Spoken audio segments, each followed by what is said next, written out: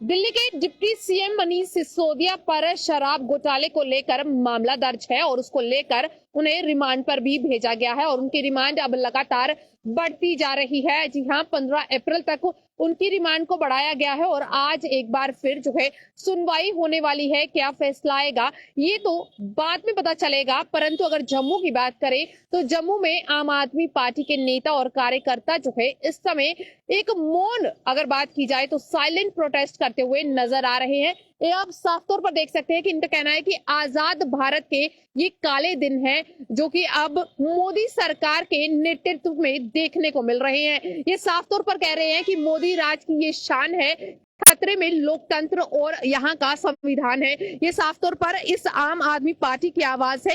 इनके जो नेता हैं, इनके कार्यकर्ता हैं, हम इनसे जानने का प्रयास करेंगे कि ये क्यों मानते हैं कि केंद्र की मोदी सरकार जो है लोकतंत्र को दबाने का प्रयास कर रही है। यहाँ के नेताओं के साथ साथ आम लोगों की आवाज को भी दबाने का जो प्रयास है वो किया जा रहा है।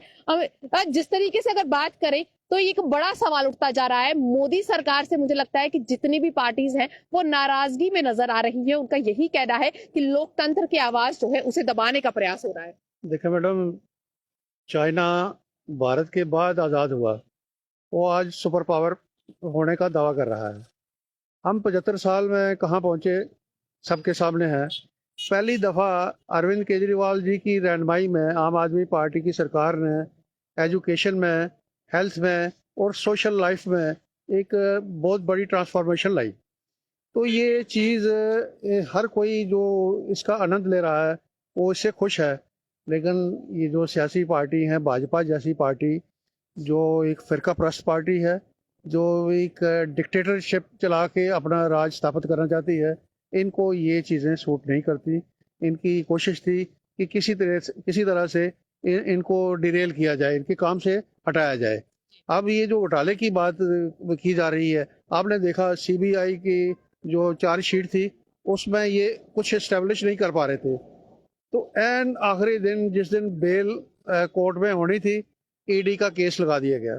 ईडी के केस में आपको मालूम होगा सुप्रीम कोर्ट ने एक रूलिंग दे रखी है कि किसी भी कल्प्रिट को, जो ईडी का कल्प्रिट होगा, उसको 1 साल तक जमानत का प्रोविजन नहीं है।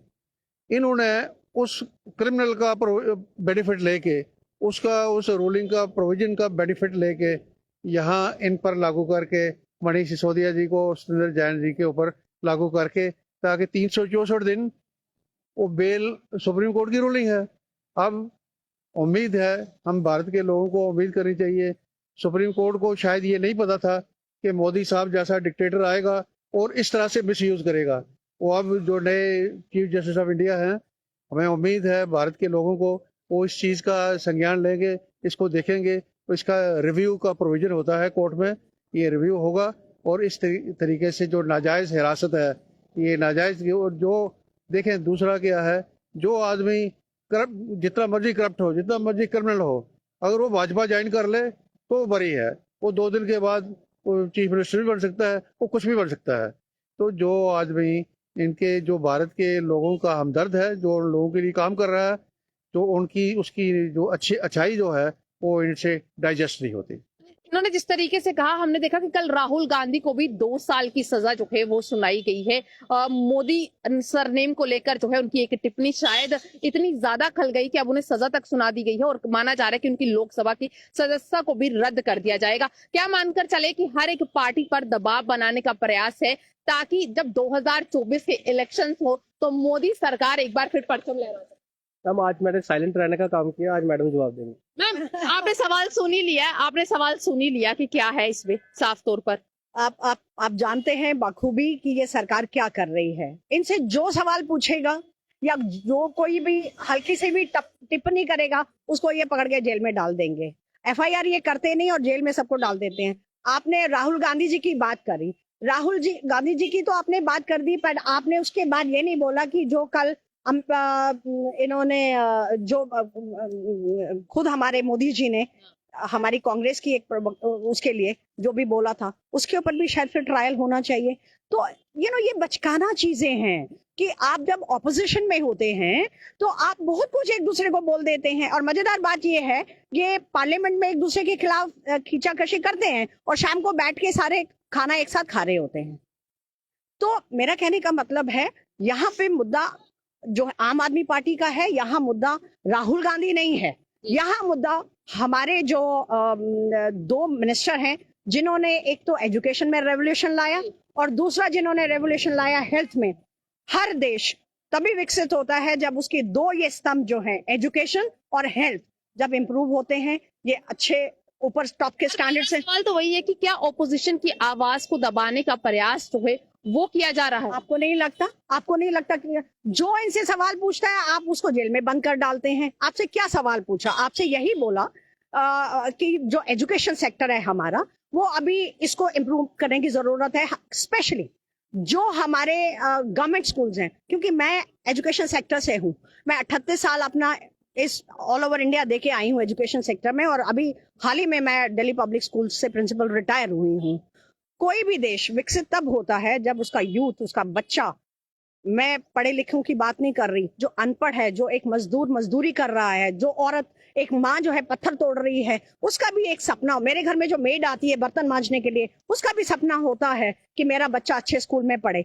वो अगर गवर्नमेंट स्कूल में बच्चे को डालती है, वो ये सोच के कि कम से कम पढ़ तो जाए। आपको नहीं लगता कि मोदी सरकार ने लोगों के मन में ये डाल दिया है कि अब अगर आप ग्रेजुएट भी है तो चाय और पकोड़े बेचकर जो है मैं आपको बताऊं, मैं बड़ी मजेदार बात है, मैं कल उनका बहुत पुराना वो सुन रही थी, वो बाहर गए हुए थे तो बोल रहे थे कि हमारा देश जाना जाता था स्कैम इंडिया से और अब हमारा देश जाना जाएगा स्किल इंडिया से। दो चीजें आपके माध्यम से पूछना चाहती हूँ सरकार से। जब भी हम घर बनाते हैं या महल बनाते हैं, सबसे पहले क्या बनाते हैं? हम हवा में दीवारें खड़ी कर देते हैं या पहले उसकी नींव बनाते हैं? ये नींव बनाई गई पिछले 70 साल में, जो भी हमारी पार्टीज आई, और उन्होंने तब वो नींव बनाई जब उनके हाथ में कुछ भी नहीं था। आज ये सरकार बड़े बड़े दावे कर रही है, ये दावे तब कर रही है जब इनको प्लेटफॉर्म पे बना बनाया हर चीज मिल गई। ये जो आज रिबन काट रहे हैं कि पहली सरकारों ने 15-15, 20-20 साल लग जाते हैं एक प्रोजेक्ट को कंप्लीट होने में, ये उसी वजह से रिबन काट रहे हैं और वाहवाही सारी जगह लूट रहे हैं। इन्होंने आपसे एक माध्यम से ये पूछना चाहती हूँ, एक भी ऐसी चीज मुझे बता दीजिए जो इन्होंने इस सरकार में पिछले 8 सालों में किया। ऐसा कोई मेजर प्रोजेक्ट बताइए मुझे, एक भी नहीं मिलेगा। और दूसरा जो है, आप जानते हैं कि हमारे मनीष सिसोदिया जी और सत्येंद्र जैन, दोनों चीजें मैंने बताई, एक एजुकेशन सेक्टर, एक हेल्थ सेक्टर, देश के लिए दो बड़े स्तंभ होते हैं। जहां पे आज आप देखें, मैं जेएनके की बात कर लेती हूँ, अगर हमारी फौज ना हो तो जो बॉर्डर एरिया के ऊपर एरिया जो है जहाँ पे बर्फ रहती है, अगर फौज ना हो तो आधी औरतें जो हैं हमारी बेचारी, वो डिलीवरी के समय ही खत्म हो जाएं। ये फौज की वजह से उनको नीचे लाया जाता है, ये फौज के डॉक्टर्स हैं जो उनकी देखभाल कर रहे हैं। आज आप यहाँ पे चले जाएं, अपने बात तो बहुत सारा ये एडमिनिस्ट्रेशन करती है, आप आज जरा हॉस्पिटल्स की हालत जाके देखें, वहां खड़े होके आप 2 मिनट खड़े नहीं रहते, आपका दम घुटने लग जाएगा। डॉक्टर्स की हालत देखें, डस्टबिन देखें, गंदगी देखें। तो जब जो चीजें देखने लायक है, जिन चीजों के ऊपर काम करना है, जो बच्चों, जो एजुकेशन है, उसके ऊपर दो लोगों ने काम किया तो आपने बिना FIR के, बिना एविडेंस के आपने उनको जेल में डाल दिया। तो ये गवर्नमेंट दो काम कर रही है, एक तो मीडिया ट्रायल करते जाओ क्योंकि मीडिया सारा खरीद रखा है, और दूसरा जो भी ऊंची आवाज में बात कर रहे हैं उसको जेल में डाल दो।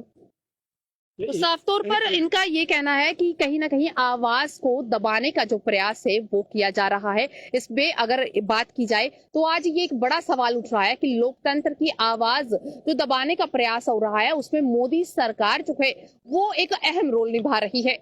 अब एक तरफ देखना यह है कि जिस तरीके से ऑपोजिशन जो है मोदी सरकार के खिलाफ खड़ा नजर आ रहा है, तो क्या 2024 के इलेक्शंस मोदी सरकार के लिए जीतना आसान होंगे या नहीं? आपकी क्या राय है, जरूर साझा कीजिएगा। जुड़े रहे DRT न्यूज के साथ बाकी अपडेट्स के लिए।